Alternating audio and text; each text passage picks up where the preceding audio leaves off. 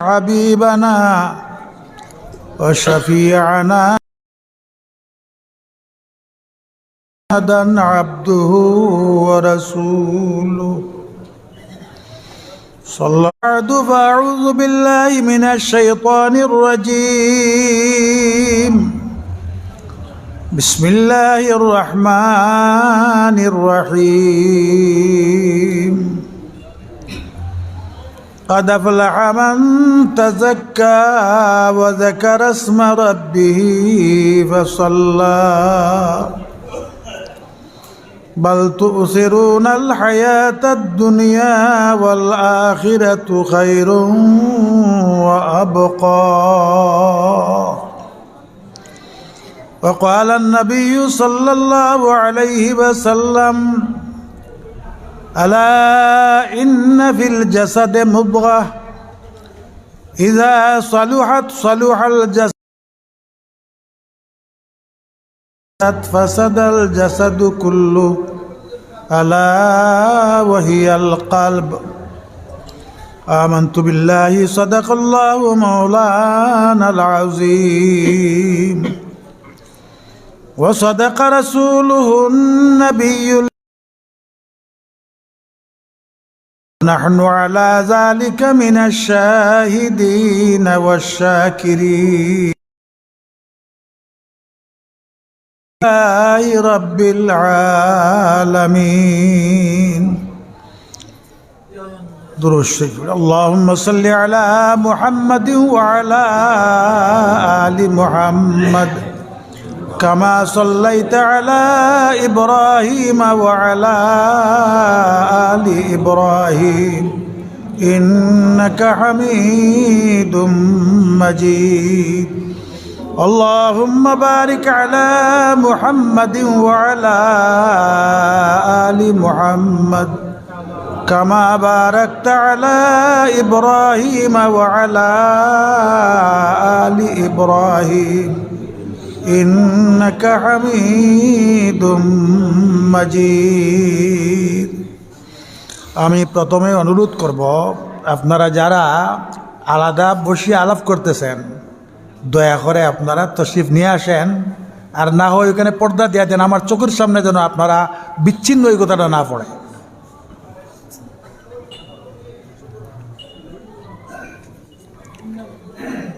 একটি বিষয় বারবার বলতে হবে এমন তো কিছু নাই। আমরা এখানে আসা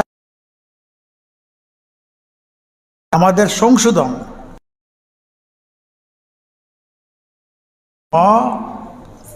তো প্রয়োজন হইল আদব। মজলিসের আদবে যদি আমরা রক্ষা করতে না পারবো তাহলে আমাদের সংশোধন হবে কিভাবে? এই জন্য আমি মনে করব যে আপনারা কেউ আর আলাদা থাকবেন না। অন্য আমি অনুরোধ করব শেষবারের মতো যে আপনারা সবাই খুব মনোযোগ সহকারে শোনার চেষ্টা করবেন।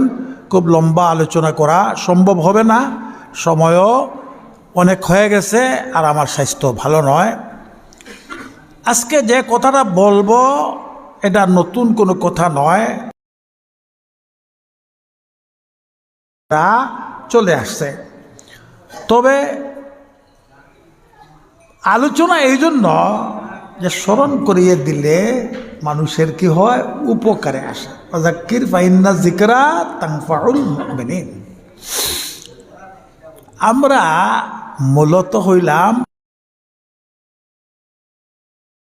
তারপর জীবজন্তু আর আমাদের মধ্যে ব্যবধান হইল এতটুকু যে অন্যান্য জীবজন্তুকে আল্লাহ তাআলা বিভিন্ন ভাষায় কথা বলার এই সুযোগ দেন নাই, কিন্তু মানুষকে আল্লাহ পাক রব্বুল আলামিন এমনভাবে সৃষ্টি করছেন, বিভিন্ন প্রাণীকে আল্লাহ তাআলা বিভিন্নভাবে তৈরি করেছেন, আর মানুষকে আল্লাহ তাআলা এমন সুন্দর একটা আকৃতি দান করছেন যে এই আকৃতি সৃষ্টির আমরা এই আকৃতির মানুষ। মধ্যে যে ধরনের স্বভাব আছে এদের মধ্যে কাম আছে, ক্রোধ আছে, লোভ আছে, অহংকার আছে। বিস্তারিত আলোচনা করলে বিষয় ফুটে উঠবে, কিন্তু প্রয়োজন বোধ করি না, এই জন্য যে আমরা সবাই জানি একটা কুকুর, একটা মরা গরু 100টা কুকুরে খাইয়া শেষ করতে পারবে না, কিন্তু আরেক কুকুর আছে, আপনারা জান না, আমরা আল্লাহর ফজলে গেছি, বিশাল হাজার হাজার মানুষ, কিন্তু ওই রুমালটা মাথার দেওয়ার সাথে সাথে তার সামনে বসলো মাত্র কয়েকজন মানুষ, আর বিড়াল কুকুর সিগালে বড়া।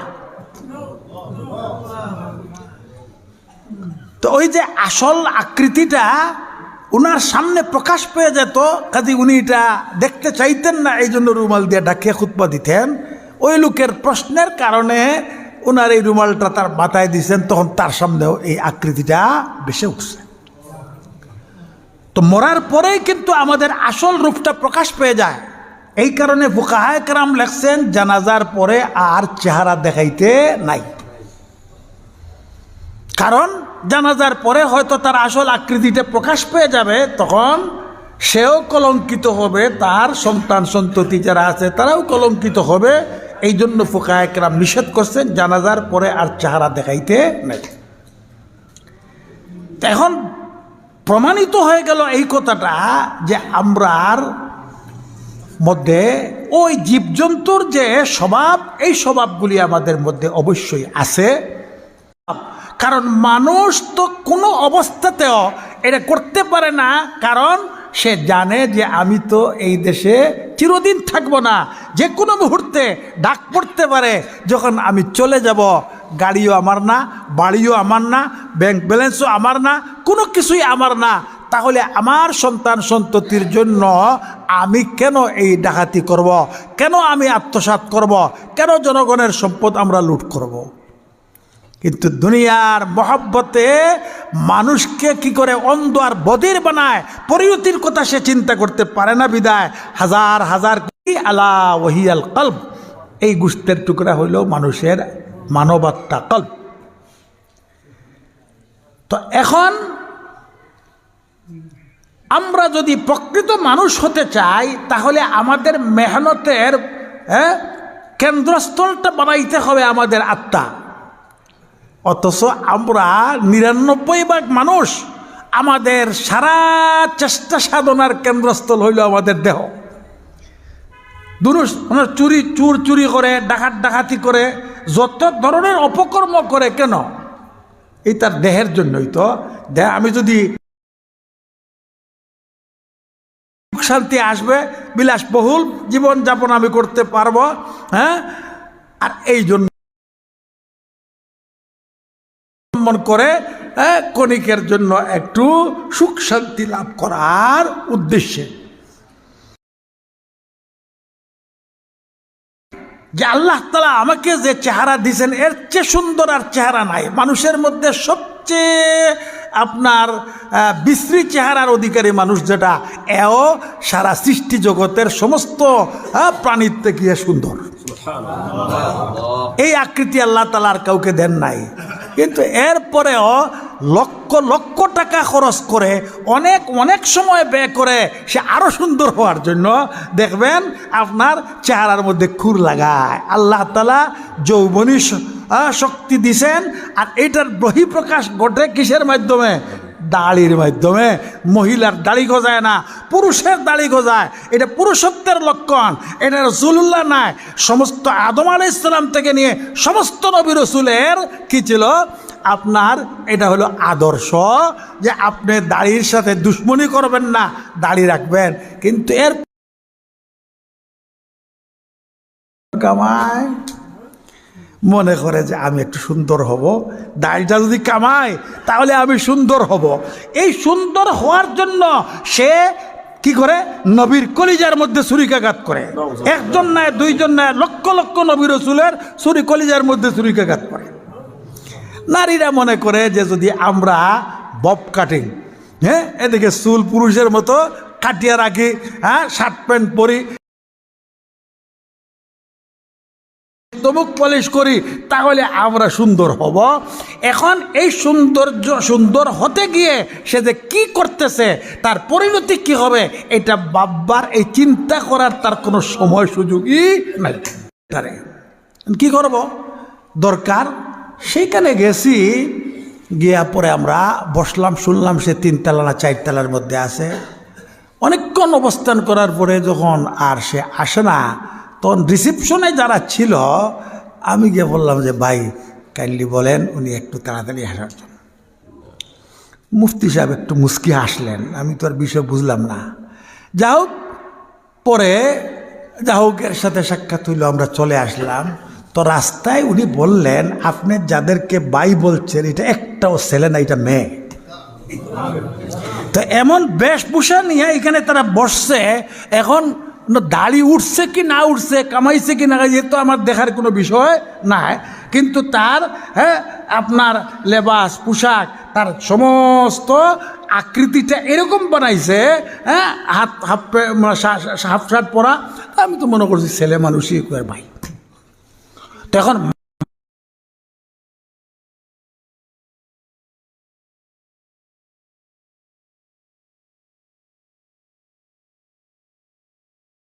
তার কথাবার্তা হবে একরকম, তার লেবাস পোশাক হবে একরকম। আর যদি সে মূলত হায়াওয়ান আকৃতি মানুষের, এখন তার সব বেশভূষা সব বদলে যাবে। আইয়ামে জাহিলিয়ত, রাসূলুল্লাহ সাল্লাল্লাহু আলাইহি ওয়াসাল্লামকে আল্লাহ তাআলা যে যুগে দুনিয়াতে পাঠাইছিলেন, সেই যুগটাকেই বলা হয় আইয়ামে জাহিলিয়ত। তো এই আইয়ামে জাহিলিয়তের অর্থ এই কথা নয় যে এরা অক্ষর জ্ঞান ছিল না, লেখাপড়া জানতো না, এই জন্য আইয়ামে জাহিলিয়ত। তখনও 2টা সুপার পাওয়ার ছিল, রোমান শক্তি আর পারস্য শক্তি। এখন যেরকম জ্ঞান বিজ্ঞান, তখনও সেই যুগের জ্ঞান বিজ্ঞানে পরিপূর্ণ ছিল। কাজেই এরা যে একবারে লেখাপড়া জানতো না এরকম না। আরবে এমন কবি, যাদের কবিতা এখনো কোরআন হাদিস বোঝার জন্য পড়তে হয়, এত উচ্চাঙ্গের কবি তারা ছিল।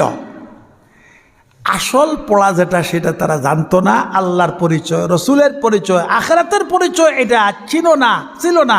এই জন্যই সেই যুগটাকে আইয়ামে জাহিলিয়ত বলা হতো। তো সেই জাহিলিয়তের মানুষগুলির আকৃতি তো অনেক ভালো ছিল।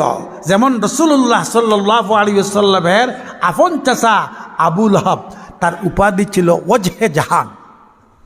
এত সুন্দর মানুষ ছিলেন,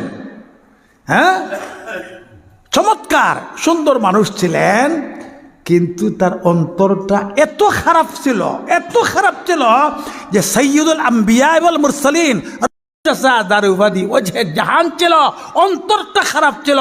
এই জন্য সে বলছে তাব্বাল্লাকা সাইদাল ইয়াউম আলহাযা জামাতানা, তোমার সর্বনাশ হোক, তুমি কি এইরকম একটা অনর্থক বাজে কথা শোনাইবার জন্য আমাদেরকে জমা করছো।